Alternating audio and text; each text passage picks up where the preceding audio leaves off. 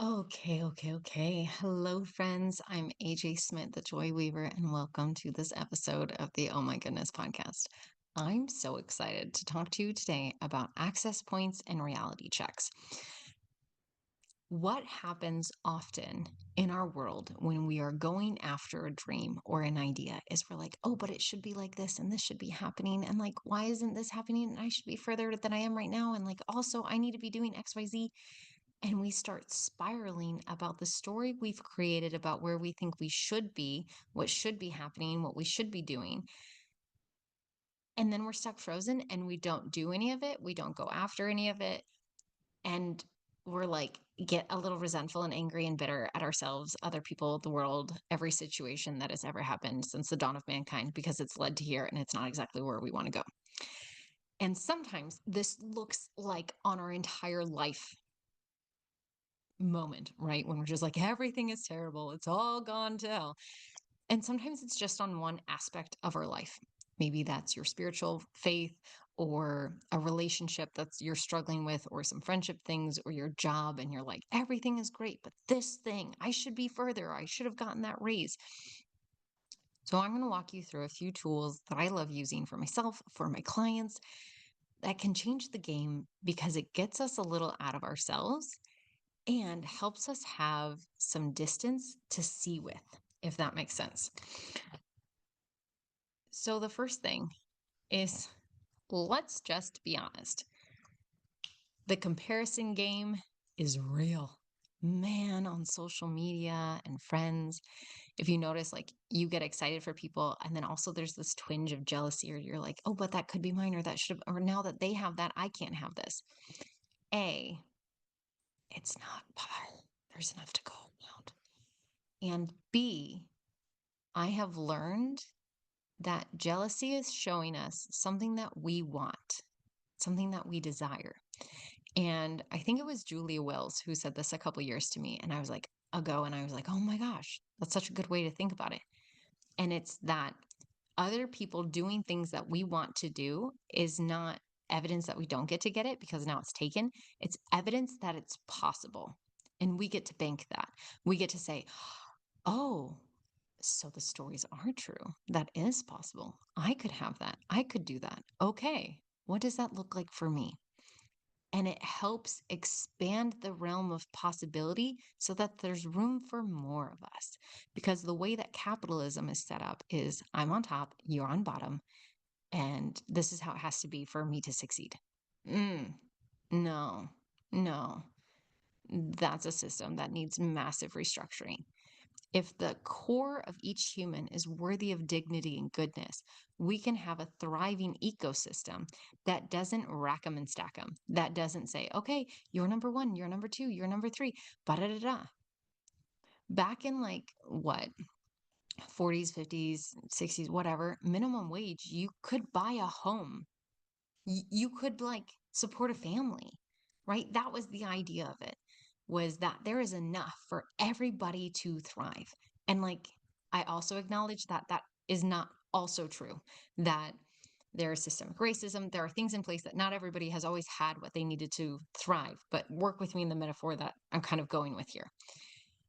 Now we're in this society that is like where things are more scarce on the outlook that it looks like. And the majority of money is moving up, right? I just saw something today that said the bottom 60% of households in the United States do not have enough for basic living, like goodness of a medium standard of living. And that's crazy. It's a wildness. So, like, there are very real economic concerns here. And I want to clarify that as we kind of go into this conversation, because this isn't discounting reality. This is a mindset conversation. And how do we get ourselves stuck? Because there's boulders. We got to go bouldering. We're on this hike. We're moving over things. And if we don't acknowledge that, like, hi, there's also a mountain here, that makes it a little harder to climb. If we're like, this is supposed to be a valley and lovely and easy. Yeah, sometimes it is. And also, sometimes there's these hard things that we have to acknowledge, like, hey, why is this harder for Black families in American housing? Oh, hello, redlining. Hello, VA loans not being given out. There's these different things that are in place that can make it harder for certain people than others. And here we are wherever you are in your life. And, and acknowledging that can be so hard of saying, oh, but I want what these people have. Okay, cool.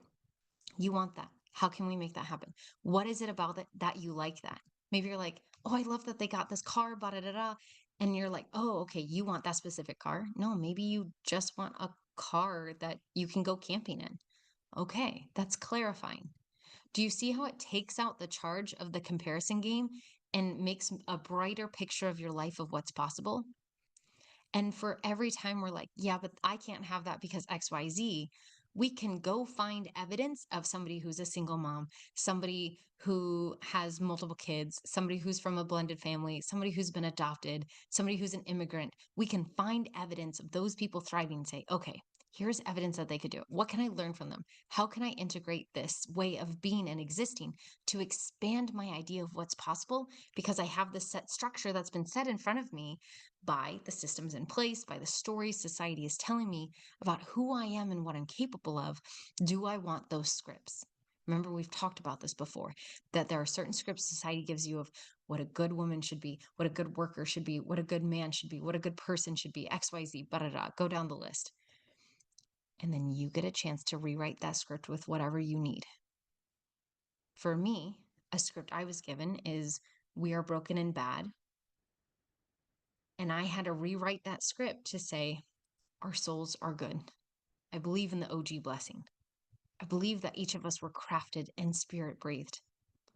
And I understand that's heretical for some.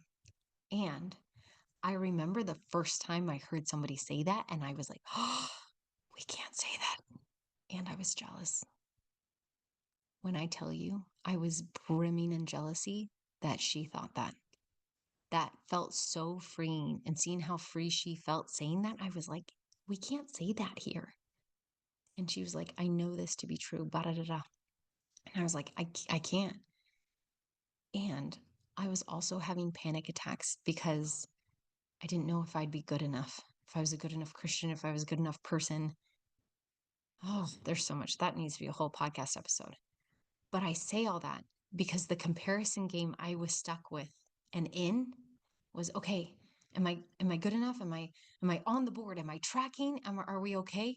And that constant side to side looking, y'all, I was having like up to like 10 panic attacks a week, anxiety attacks back in like 2019, 2020, 21 a little bit, especially after I got sober. But even before, I was a stressed little panda because I was playing the comparison game and because I wasn't centered and grounded in who I was created to be. I knew it. And I was like, here I am, and holding my little soul in my hands and then looking side to side. Is this right? Is this good? Is this okay? Do you guys like it? Is this good? What do you think? Oh, what an exhausting game to play. And then as I stepped forward anything, I looked over and be like, okay, this is mine. Nobody else is going to take it. Right. Or like, are you guys good? Do you need anything? Are we okay? Y'all are sorted. Do you need, how can I help? Do you see how that energy feels more frenetic or frantic than where I'm standing now of my soul is good. Everyone is spirit breathed. Every human being is worthy of goodness and dignity and worth fighting for and worth standing up for. And that there's enough to go around. And Rachel Maddox talks, she has this phrase and she's like, radical wealth in the hands of radical witches will change the world. Julie Wells talks about so many women talk about when money, and this is scientifically proven too. There was studies done in, I can't remember, Namibia, Rwanda, I can't remember, but they gave money, they gave jobs to the women in the village, and the money got circulated at like 60% or something higher into the community, paying for schooling, paying for kids' clothes, things like that. Whereas the men spend money outside or like on beer or things like that. And it's not a judgment call. It's just kind of a statement that oftentimes women are the relational counterpoints to a community. And for women, and I talk about this in the book a little bit too, is sometimes that intuition, it can turn into this false feminine idea of um, competition and cattiness and bitterness, that there's a fine line of intuition and then also like that on edgeness. If you are not resourced and you are intuitive, you might be like, oh, I'm an empath, but it's really hard because da da da, and I always take on everything. Let's have a conversation about shielding. We'll make a podcast about that. But if we're taking on everybody else's stuff, that means that we're not either grounded enough or we're not shielding enough. And that's not a judgment statement. That's I've been through this and I'm acknowledging that it's very easy to do, is to take every shift in everybody else's energy personally. We don't have to. That's not your job. It's not your job. And that's what the comparison game comes down to. The comparison game, when we're looking, when we're doing that social media, oh, what are people going to think? Oh, is this enough? I should be over here. We're not staying rooted. We're not staying grounded of what is my purpose? What am I here? What do I want to do? What do I need? What's here? How do I want to show up? How do I want to give back? Do you see how the energy of those questions is different? It's rooted in I'm here. There's work to be done. How do I want to show up? What does it look like to get there? The comparison game literally isn't in any of those questions. It's not, oh, I can only do this if XYZ. No, Barbara can do whatever she wants to do. George over there can do whatever George wants to do. That's on him. Integrity will win out in the end, and also so does actions. But we get stuck when we start comparing. It's like rubbernecking. You slow down when you rubberneck in the road, same thing. So I'm saying, let's look ahead. We can have awareness. You can drive and look ahead. You make sure you know your windows, your sides, your mirrors.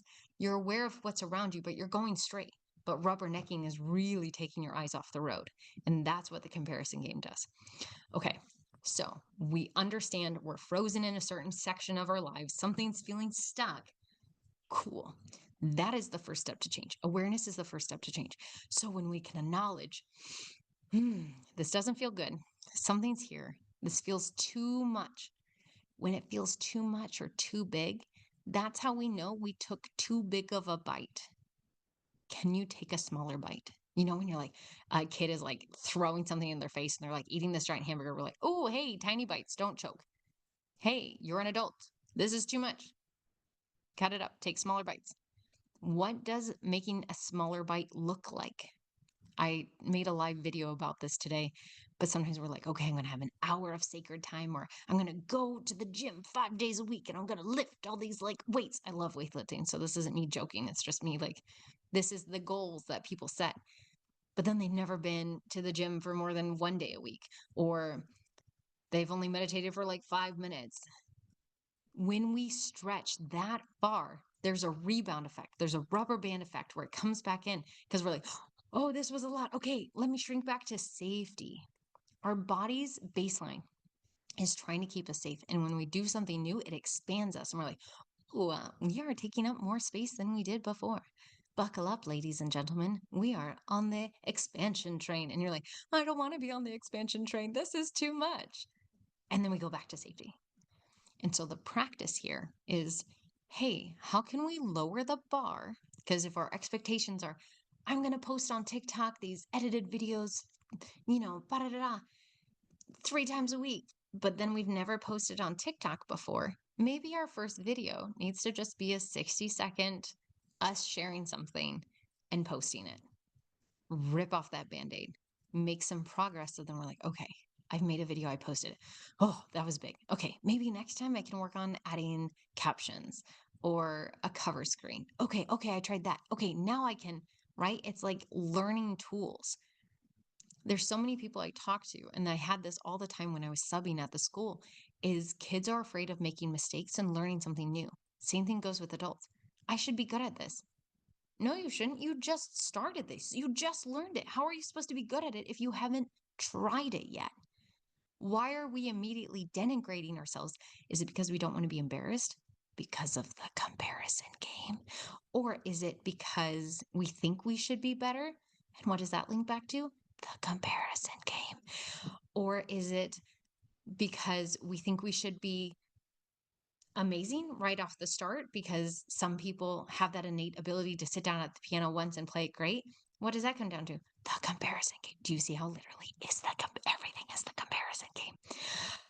So if we can lower our expectations and say, okay, here I am, I'm learning something new. I'm willing to be silly. I'm willing to practice. I'm willing to be curious.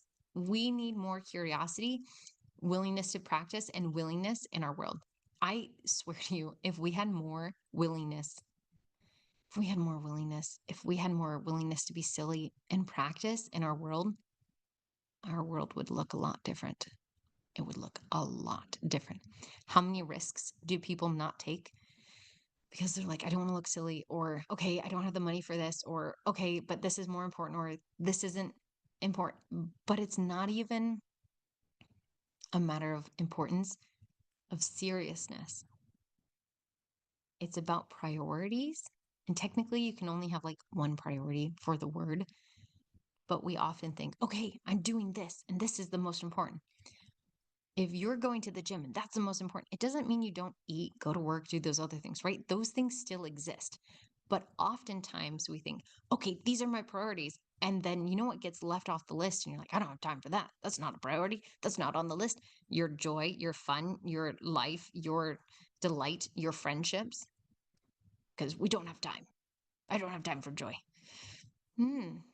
But then we're sad and lonely and angry and frustrated. Interesting how that works. When we cut off the parts of ourselves that make us come most alive, and then we wonder why we feel dead inside. Hmm. And you have your spark. You know it. You are vibrant. You are alive. You know it. But you might have these moments where you're like, why does this feel weird? Why is this stuck? And when you zoom into it, this is what you might notice. So, how can we lower our expectations to make it easier?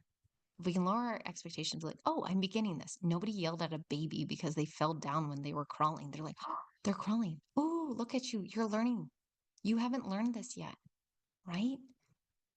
When we expand as adults, we're like, oh, I can do this differently. And then it's addicting. Let me tell you, when you start growing and you start expanding, you're like, oh, yeah, maybe you've heard about growth mindset and fixed mindset.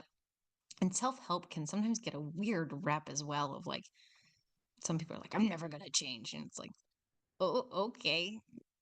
Oh, how does your friends feel about that? How does your spouse feel about that? Like, we're always changing.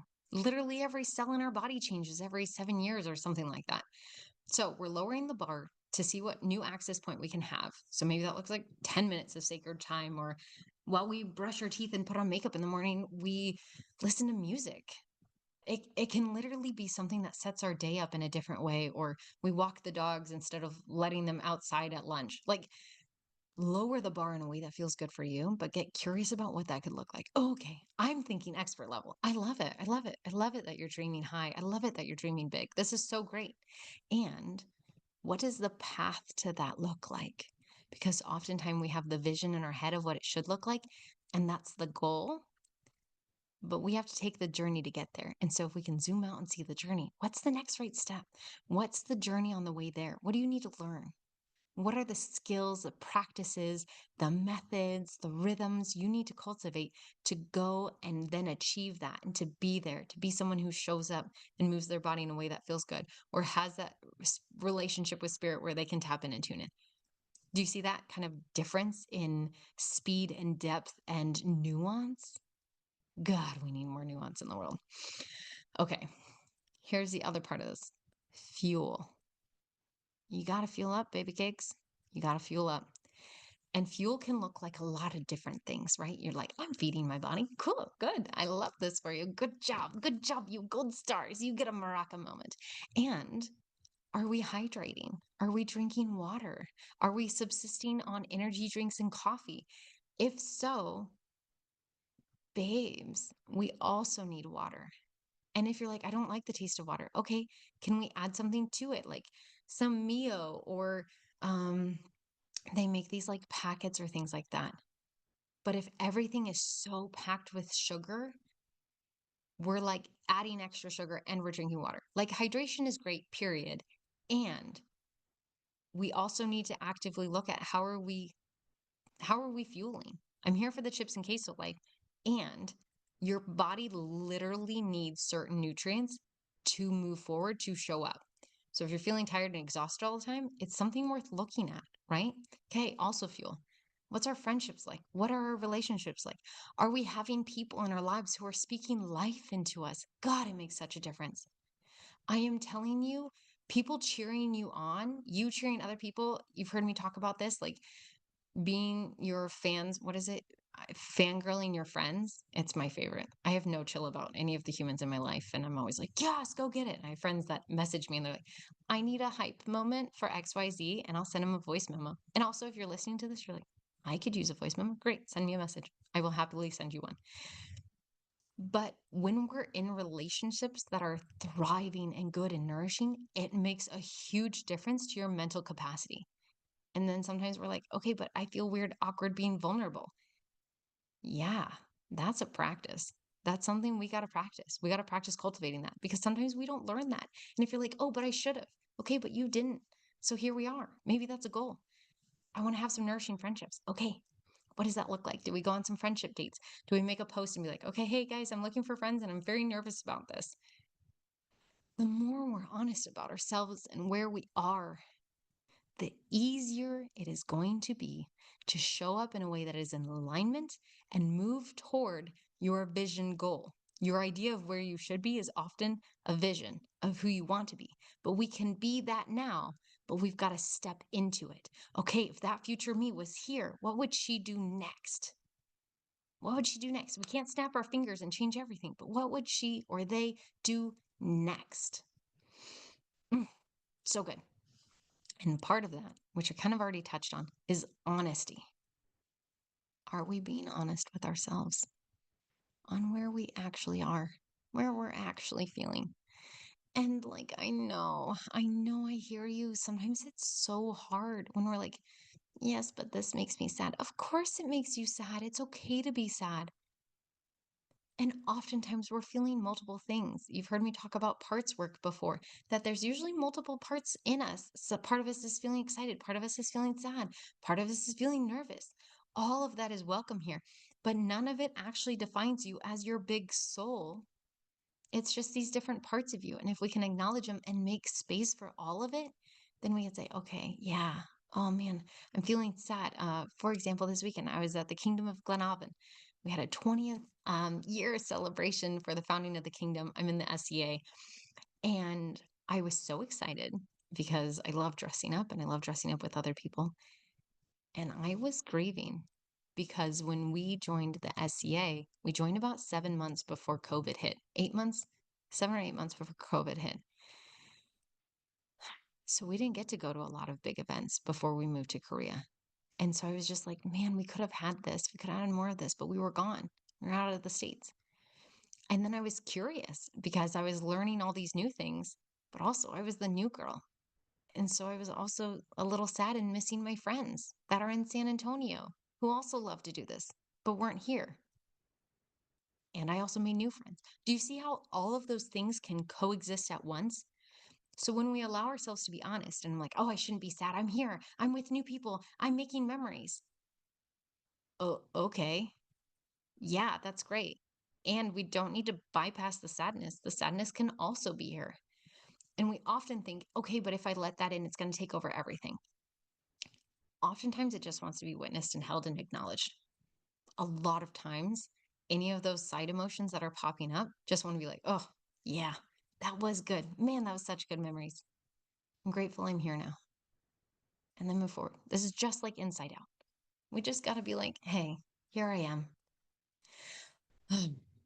Okay, how do I want to show up next? Right? That honesty, that fuel, lower the bar, think of future self. What would they do now?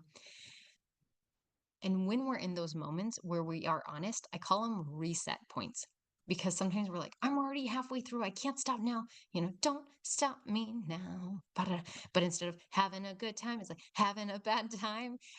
You get to have a reset point. You get to be like, okay, we're hitting pause right now. And you're like, no, I can't because I'm already committed. And that's that whole sunk cost fallacy, which we don't need to get into, but you understand. So, what does a reset point look like for you? For me, I notice I need to reset when I start turning in circles. Like I'll literally I mean, it's the ADHD thing of like, oh, I need to go do this, but wait, I need to do this first. Oh, wait, and I need to unpack my luggage. And I'm like, okay, hold on. Let me make a list. What is your cue that you need a reset point? When I'm like, oh, and wait, and also, and I'm like, ooh, it's all in my brain. Let me put it down on paper. Because usually in the mornings, I'll do 2 pages of free writing. And sometimes I forget. And on days I forget, I usually end up doing it later because I need a reset point to be like, okay, where am I? What's happening today? What's going on? What do I need to do? What's actually here? How do I want to show up next? Those are the questions I ask myself pretty much every day. So your reset point might look different. Sometimes a reset point might look like a nap or a shower or a walk around the block or putting your butt in some grass for 3 minutes or on your favorite couch or taking a 15-minute reading break. The point here not is that you push through and you power through, because when we're pushing and powering through like that, it's almost like time and a half on a holiday, but time and a half speeding up of your battery draining, because you're not just using the energy to do the thing, you're also using extra energy to push through the thing. And then you're extra drained. Whereas if you went and took a break for a minute, you might come up with a new reframe. You might feel more refreshed. You might have like, okay, I was angry about XYZ, but now I've had a minute to breathe. I realize I pushed the wrong button, wrong lever, crunk, the things. Okay. The final point I want to make here is all of this is to give you tools to kind of be like a director of your life. I watched this video 8 months ago. My friend Alyssa sent it to me. I can't remember. I can't find it. I probably could. If you message me, I will send it. I'll find it and I'll send it to you. But she was talking about being the director of her own life instead of the main character, because she was like, when I can scoot back and be like, okay, here's the scene. Here she is, panicking in her living room, wondering about what she's going to do next for her career. She's got to decide, will she stay or will she go now? Dun, dun, dun, dun. And then we've got the boyfriend coming in.